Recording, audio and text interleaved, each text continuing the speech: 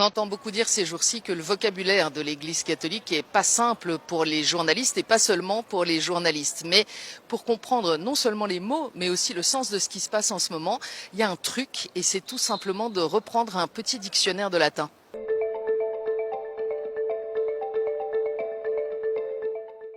Alors c'est sans doute le mot qu'on entend le plus aujourd'hui, conclave. Ça vient du latin classique, ça veut seulement dire cum avec et clavé, clé. Donc, ça désigne un lieu fermé à clé et par métonymie, l'assemblée qui est ainsi enfermée à clé et qui va élire le pape. Ça s'est pas toujours passé comme ça. La tradition d'abord nous dit que Saint Pierre désignait lui-même ses successeurs, l'un Anaclet et Clément par exemple. Et puis ensuite, c'est l'Ecclésia, l'assemblée de Rome, le peuple et le clergé qui va élire son évêque. Mais cette élection, elle est soumise à l'approbation de l'empereur et puis ensuite à l'approbation des grands princes d'Europe. Et c'est le pape Nicolas II en 1059 qui veut mettre fin à ces ingérences politiques et qui publie une bulle en disant qu'il n'y a plus d'approbation impériale et que le pape est seulement élu par les cardinaux. Le vrai tournant, ça va être en 1274 avec Grégoire X.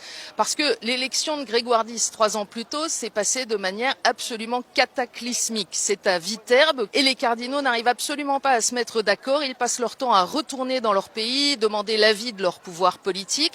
Si bien qu'au bout de 2 ans et 9 mois, on les enferme à clé pour qu'ils arrivent à une décision. Ça ne se passe toujours pas. Et donc on les met au pain sec et à l'eau et la tradition nous dit même qu'on aurait retiré les tuiles du toit pour que les intempéries les encouragent à prendre une décision plus rapide.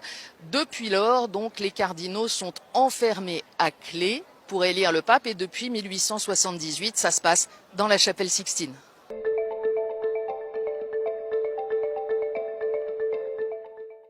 Il y a d'autres expressions qu'il est utile de connaître pendant ce temps du conclave. Par exemple, le Veni Creator.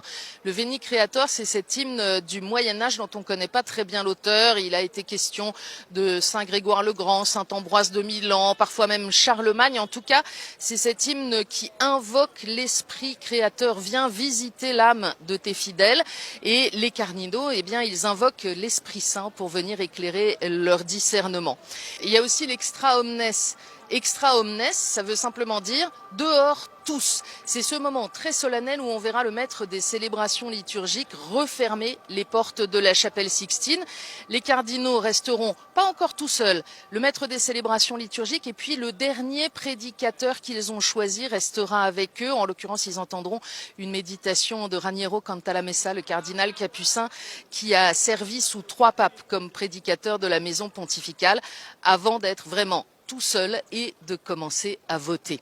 Et puis il y a aussi la fameuse Camera lacrymotaria, la chambre des larmes. En fait, après avoir été élu, après avoir accepté la charge qui lui est confiée par ses frères cardinaux, le pape nouvellement élu va se retirer dans cette toute petite pièce, une toute petite chapelle attenante à la Sixtine qui fait à peine 9 mètres carrés. Il sera avec le camerlingue, le doyen du collège des cardinaux, et il aura besoin à la fois de se recueillir, mais aussi peut-être de lâcher prise face, on l'imagine, à tout ce qui peut traverser son cœur et son esprit à ce moment-là, avant de se préparer en revêtant l'une des 3 soutanes blanches selon sa taille qui aura été préparée.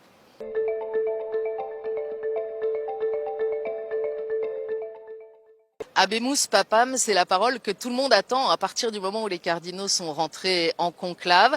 C'est le cardinal protodiacre qui doit la prononcer. Le protodiacre, c'est tout simplement le plus ancien des cardinaux diacres.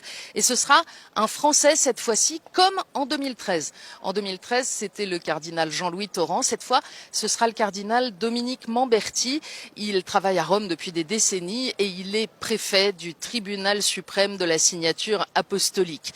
Alors, il arrivera à la Loggia des Bénédictions, ce balcon sur la façade de la basilique Saint-Pierre, et commencera par ces mots « Annuncio vobis gaudium magnum », je vous annonce une grande joie.